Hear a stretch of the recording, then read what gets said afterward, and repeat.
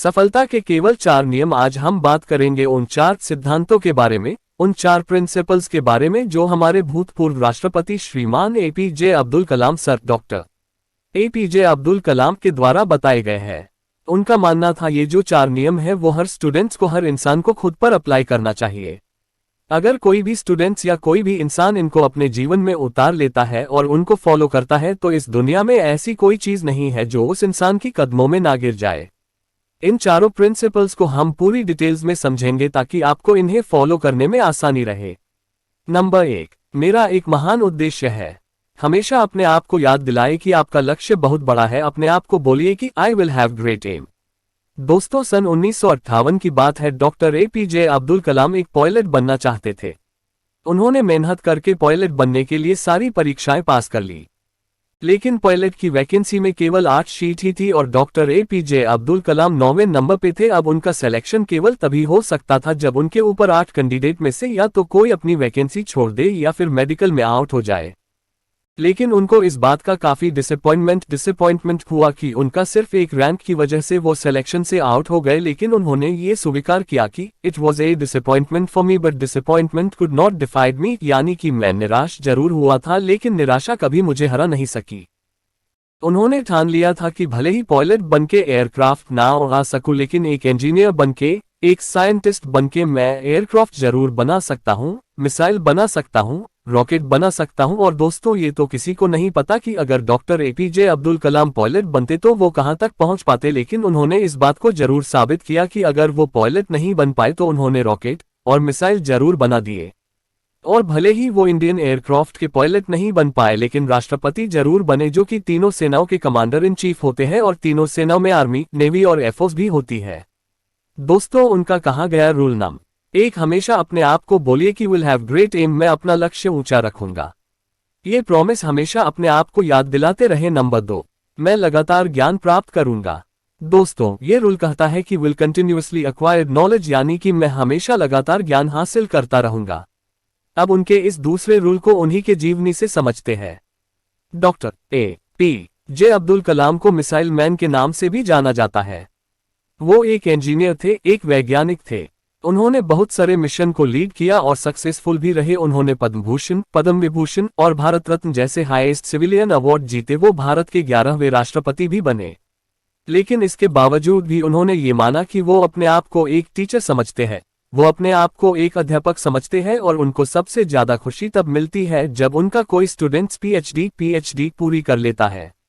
यानी कि उनके लाइफ में अगर सबसे ज्यादा जरूरत कोई चीज थी तो वो थी एजुकेशन, नॉलेज। उनका मानना था कि एजुकेशन के लिए, यानी कि ज्ञान के लिए जो सबसे अच्छा समय होता है वो होता है स्टूडेंट्स लाइफ, और किसी भी इंसान के सक्सेस के पीछे उसके एजुकेशन का, उसके नॉलेज का सबसे बड़ा हाथ होता है।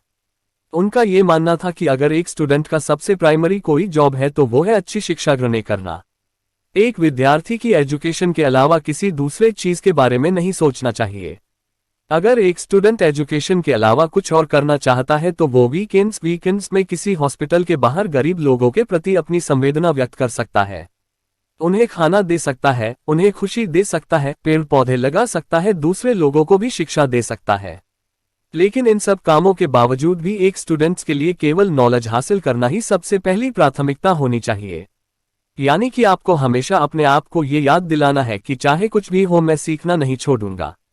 Shop now. नंबर 3, मैं कड़ी मेहनत करूंगा। डॉक्टर एपीजे अब्दुल कलाम का तीसरा नियम था कि अपने आप से हमेशा ये प्रॉमिस करे कि मैं हमेशा हार्ड वर्क करता रहूंगा, यानी I will do hard work. दोस्तों, 1973 की बात है। विक्रम साराभाई अंतरिक्ष स्पेस के अंदर के चेयरमैन प्रोफेसर सतीश धवन ने डॉक्टर एपीजे अब्दुल कलाम से कहा कि हमें एक सैटेलाइट लॉन्च व्हीकल बनाना है, यानी कि एक ऐसा रॉकेट जिसमें हम सैटेलाइट रख करके उसको हम अंतरिक्ष स्पेस में भेज सके।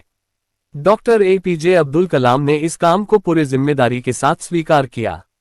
वो इस मिशन व प्रोजेक्ट के डायरेक्टर थे, यानी कि पूरी टीम को उनके नीचे काम करना था। उनके नीचे 1000 से भी ज्यादा दूसरे इंजीनियर थे और करीब 10,000 वर्कर थे। इनके अलावा भी ऐसे कई सारे लोग थे जो इनडायरेक्टली इस मिशन से जुड़े हुए थे। इतनी बड़ी टीम को 6 साल का वक्त लगा प्रोजेक्ट शुरू करने से लेकर लॉन्च के दिन तक। 17 अगस्त 1979 इस तारीख को सैटेलाइट लॉन्चर का टेस्ट होना था। लॉन्च के 8 मिनट पहले सारा कंट्रोल कंप्यूटर के हाथों में दे दिया गया, लेकिन उसी वक्त एक चेतावनी आई कि लॉन्चिंग में कुछ दिक्कत है। लॉन्च के ठीक 4 मिनट पहले ये डायग्नोस किया गया कि कुछ लीक्स है, लेकिन उनके टीम के जो एक्सपर्ट्स थे उनकी ये राय थी कि लीक्स के बावजूद भी रॉकेट में इतना सफिशिएंट ऑक्सीडाइजर है कि वो अपना लॉन्च जारी रख सकते हैं, और मिशन लेटर होने की वजह से डॉक्टर कलाम को ये डिसाइड लेना पड़ा कि वो रॉकेट को लॉन्च करेंगे। लेकिन लॉन्च के कुछ मिनट बाद ही वो रॉकेट पृथ्वी की कक्षा में ना जाकर बंगाल की खाड़ी में जाकर गिर गया। 6 साल की मेहनत, हजारों लोगों के कई लाखों वर्किंग आवर, जनता का पैसा और मिशन 2 मिनट में फेल हो गया।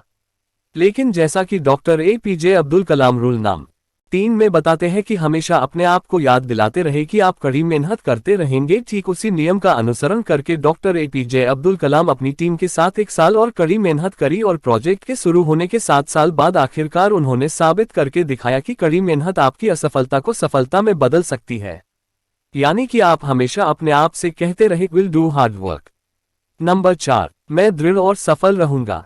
दोस्तों, जो कहानी मैंने रूल नंबर 3 में बताई, जिसमें 7 साल बाद जाकर मिशन सफल हुआ, वहीं से निकल के आता है रूल नंबर 4, यानी कि हमेशा अपने आप को ये याद दिलाते रहे कि I will preserve where I will suicide, यानी कि लगातार काम करना। हम जो मेहनत कर रहे हैं उस मेहनत को लगातार करते रहे, चाहे कितनी भी मुसीबत आए, कॉन्स्टेंटली आगे बढ़ते रहना, अपने शब्दों पे और अपने वचनों पे कायम रहना। किसी में इतनी हिम्मत ना हो कि आपके हौसलों को कम कर सके। हम में से ऐसे कई सारे लोग हैं जिनकी आंखों में कुछ सपना है, जो लोग कुछ करना चाहते हैं वो काम करना शुरू करते हैं अपने सपनों पर, लेकिन समय बीतने के साथ साथ उनकी विल पावर कम होती जाती है। दोस्तों, आपको किसी भी कीमत पे अपने हौसलों को नहीं टूटने देना है। डॉक्टर एपीजे अब्दुल कलाम का मानना था कि आप तब तक अपना जिद ना छोड़िए जब तक आप अपने लक्ष्य तक नहीं पहुंच जाते, और आपका लक्ष्य है आपकी यूनिकनेस, आपका सबसे अलग होना, आपका पहचान सबसे अलग होना, और आपके इस यूनिक बनने के सफर में आपकी मुसीबतों का सबसे अहम रोल होता है। अगर आप अपने मुसीबतों से डरना छोड़ दिया, उन पर से ध्यान हटाकर उनके हल के बारे में सोचना शुरू कर दिया और उन पर काम करना शुरू कर दिया, तो आप किसी ना किसी दिन इस दुनिया में सफल जरूर हो जाओगे। दोस्तों, लास्ट में एक बार और इन चारों रूल को रिवाइज कर देता हूं। 1, अपने आप को याद दिलाए कि आपके पास में एक बहुत बड़ा सपना है, you have must a big dream. 2, अपने आप को हमेशा याद दिलाए कि आपको सीखना नहीं छोड़ना है, you must continuously acquired knowledge. 3, कड़ी मेहनत करे, मेहनत में कोई कमी ना छोड़े। 4, उस मेहनत को लगातार करते रहे, और ऐसा अगर आप करते रहोगे तो आप एक दिन जरूर सफल हो जाओगे। आज हमारे बीच में मिसाइल मैन, इंजीनियर, वैज्ञानिक और भूतपूर्व राष्ट्रपति doctor APJ Abdul Kalam sir नहीं है। जैसा कि उन्होंने ये बताया था कि वो अपने आप को एक अध्यापक ही समझते थे। उन्होंने अपनी आखिरी सांस भी Indian institute of management Shillong के स्टूडेंट को एक लेक्चर देते हुए कि जिस लेक्चर का टॉपिक था क्रिएटिंग ए लिवाइबल प्लैनेट अर्थ, वो 4000 वर्ड्स का उनका लेक्चर अधूरा रहा। मानो उनका कहना यह था, जाते जाते कि वापस फिर आऊंगा लौट के, लेकिन प्रकृति के नियम को कौन बदल सकता है। आइए आज हम एक शपथ लें कि जो रास्ता हमारे doctor APJ Abdul Kalam sir ने हमें दिखाया उस पर हम लगातार आगे बढ़ते रहे और अपने वचनों पे कायम रहे, और अनंत समय तक doctor APJ Abdul Kalam sir को हमारे खुद के अंदर जिंदा रखे और पूरी दुनिया को दिखा दे कि हिंदुस्तान से बेहतर कोई दूसरा देश नहीं हो सकता। अपने अपनों का पूरी रफ्तार के साथ पीछा करते रहिए और दुनिया में खुद के साथ साथ दुनिया में देश का भी ना कीजिए। जय हिंद, वंदे मातरम।